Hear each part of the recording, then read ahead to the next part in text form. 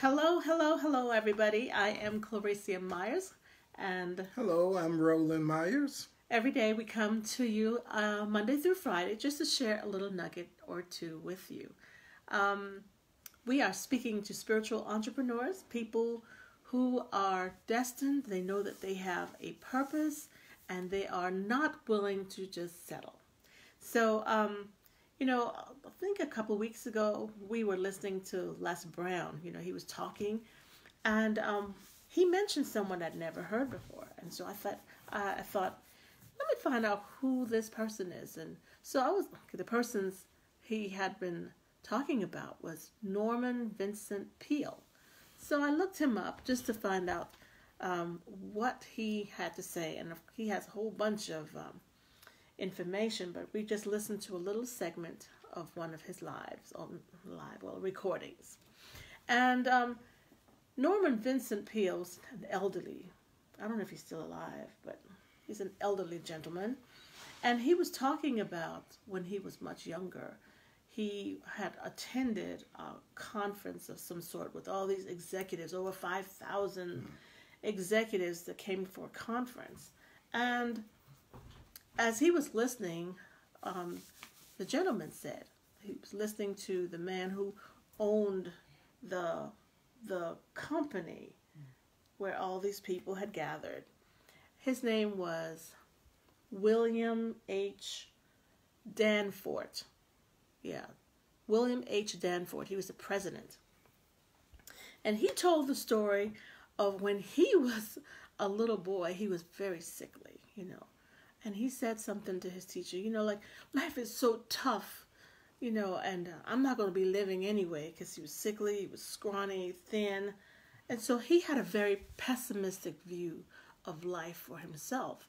And, sometimes as we're going through life, things knock us down and we start thinking, oh, well, this is never going to happen. We start getting negative about ourselves. So as he was saying all these negative things, his teacher said, "You going to stay after school." So she made him stay after school. They don't do that too much today. But he had to stay after school, and she had him to do some things. I assume it's a she. And she said, "Listen, you have a body, even though it was sickly, it didn't have to stay that way." She said, "You need to exercise, and you need to fill your lungs with air." And she started giving him like a lecture. And it worked, because though he thought he was going to die within like a few years, he lived past 84. He lived past 84. And he gave 4 pointers that I think is good for anyone, especially when life is knocking you down and you can't find the energy to just pick yourself up. You want to share one of those tips that he said? Yeah, one thing he said was you need the proper form of exercise for your body. And that's very important. It kind of reminds me of that time when we were doing that insanity. I believe it was insanity. And we were doing all this. Here we are, I guess we're approaching our 50s and we're doing all this stuff. Yeah, it was a little bit too much. Yeah. In fact, you got a hernia, didn't you? Yeah. What was his name? Sean T. Yeah, Sean T. Yeah, that's him. Yeah, we said, okay, you know what, we can do that. And we started doing that. I mean, nothing is wrong with exercise, but you kind of have to do it in moderation or build up to it. Yeah, it's got to be right for you. Right. And it got to be age appropriate. Let me put it that way. And shape appropriate too. I mean, when you got finished, you felt good. No doubt about it. But I mean, wow, it was just really torture. I'm surprised we didn't get a heart attack doing all that stuff. I had you jumping and everything. I mean, you were constantly moving. Mm-hmm. I mean, as you're saying that, the gentleman, William Danforth, as he was talking to the group, he made them get out there in the hallway and get down. And he said, "Now you want us to do that now?" He says, "No time like the present." Yeah. But yes, exercise, that is key getting that fresh air in your lungs, but it also gets into your mind because it helps to clear foggy, whatever thinking out of your mind. Mm-hmm. All right. You want to share another one? Well, he said, cooperate with life. You know? That seems like a simple thing, but sometimes we fight against life. We have to cooperate. Well, it's just that life has rules. Yeah.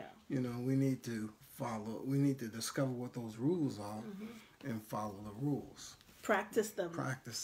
You know, and there are lots of different laws, you know, that we talk about law of attraction. I mean, there are a number of them. You have to learn them.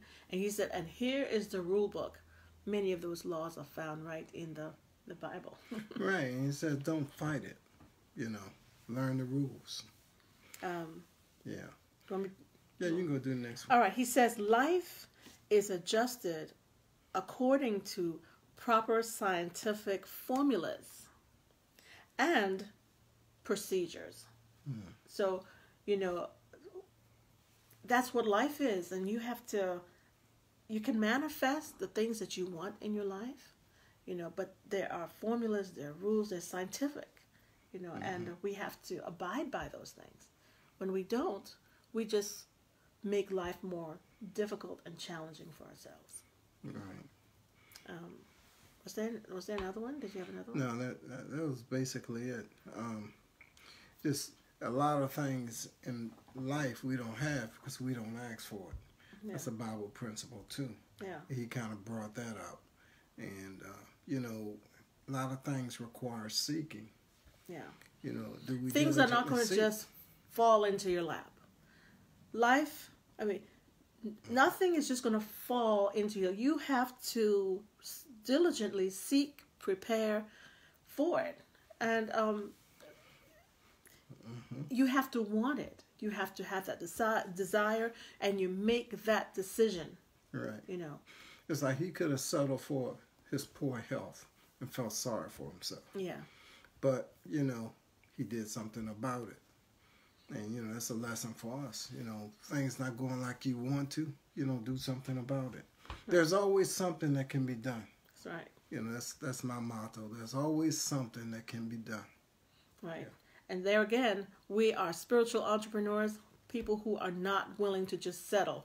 We are willing to do more, to be more, to impact more lives. Okay. And so rather than just sitting home doing, you know, the mundane, there are things that we can do.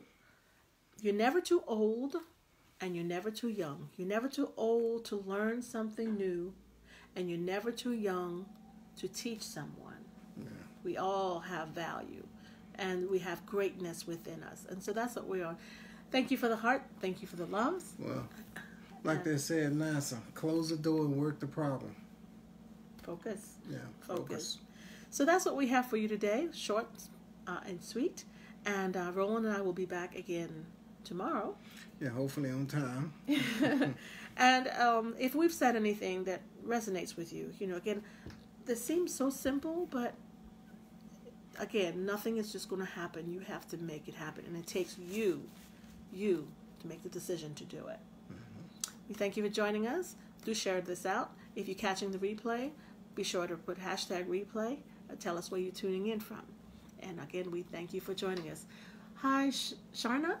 Glad that you can join us today on this Monday. Dave. Hi, Dave. Yes, exercise. It is such a powerful thing. It seems simple, but, you know, a lot of times we procrastinate. We say, oh, we'll do it tomorrow, and tomorrow, and tomorrow. Before you know it, tomorrow, so many tomorrows, and the whole year's gone by, and nothing got done. Yes. Hi, Laverne. Thank you for joining us today. We can say hello. And so we'll be back tomorrow at 5:30. Hopefully we'll be on time. We'll see you then. Bye now. Bye-bye.